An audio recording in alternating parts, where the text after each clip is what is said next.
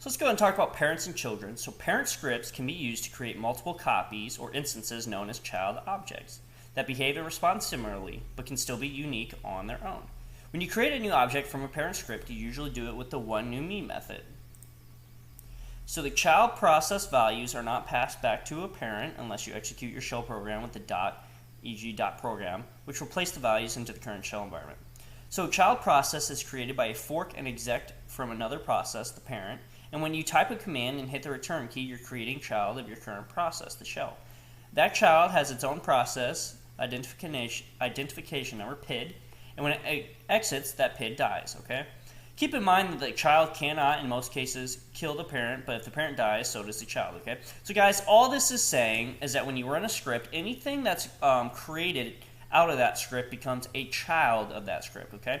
So let's say I have a script, and inside that script I say, hey, /child.sh. So I'm saying, hey, start another script called child script, okay? So that child script is going to be a child process of the parent script, okay? It'll have its own process ID. When it ends, it'll clear out, the process ID will go away, but that parent script will still be there, okay?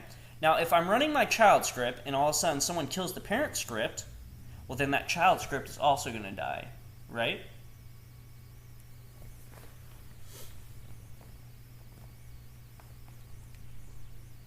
So that's all that's saying, guys. And then it's fork and exec. That's basically just saying, when you start something, you have two forks that come off of it. So if you kind of think of a diagram, you would have one side of it and another side of it going off, right? Or if you think of fork you use to eat, when you have a parent process, think of it as like the handle, and then you have, 3 or 4 child processes coming off of it. So it's forking off that parent process, and the 4 prongs of the fork are the child processes. So we've talked about exporting before as well. But we're going to talk about it again. So here we see the syntax of export. So we have export, the options or flags we can use on it, and then the name of the variable, and then the value, okay? So this is how we get global variables, is by exporting a local variable, right? So the export command sets and or exports variables to environment.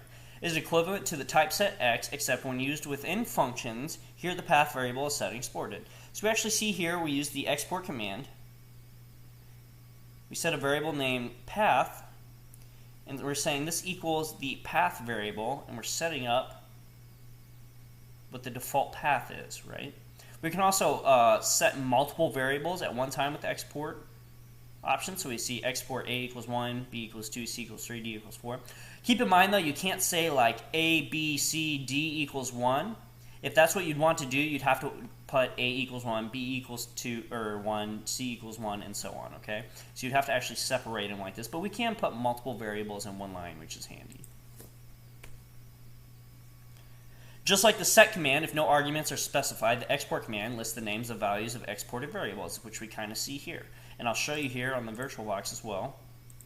Let me clear my screen. Oops. So right now I'm in K-shell, so if I just type in export and nothing else, you see I get all these environment variables here. So I have user equals Kevin, username also equals Kevin, some familiar ones with. Shell is another variable we're familiar with, environment variable, so our default shell here has been bash. Okay. Path was that one we saw earlier. Okay, so you can actually change this path variable. Now if I go back to my bash shell, clear my screen, and I do export variable as well, you'll see the same thing, right? We have a bunch of you see a bunch of environment variables here. And we also see that declare variable, which we talked about in previous sessions, or declare command, I mean. So we see some default environment variables here, right?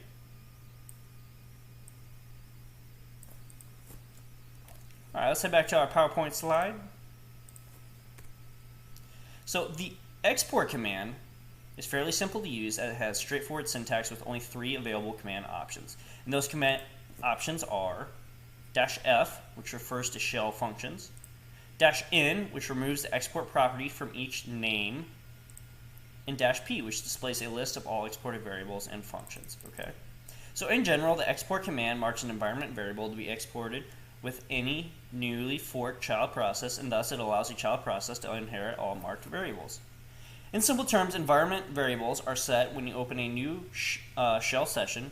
At any time, if you change any of the variable values, the shell has no way of picking that change. So the export command, on the other hand, provides the ability to update the current shell sessions. That's a hard words to say back to back. Shell sessions about the change you made to the exported variable. You don't have to wait until a new shell session to use the value of the variable you changed. So what this is saying is, when we run a script, right, it's creating its new subshell. So if we have certain environment variables set up in our current shell, but we try to run a script, it might not work because when we run that script, it sets up a new subshell, right? It's essentially a new environment that it's setting up when it runs it. So we have to export some of these variables so that it can be used across all environments and terminals. So you need to be aware of that if you have certain things set up in your current shell or in your current environment, you need to export those to the other environments if you'd like your shell scripts to be able to run effectively across all terminals.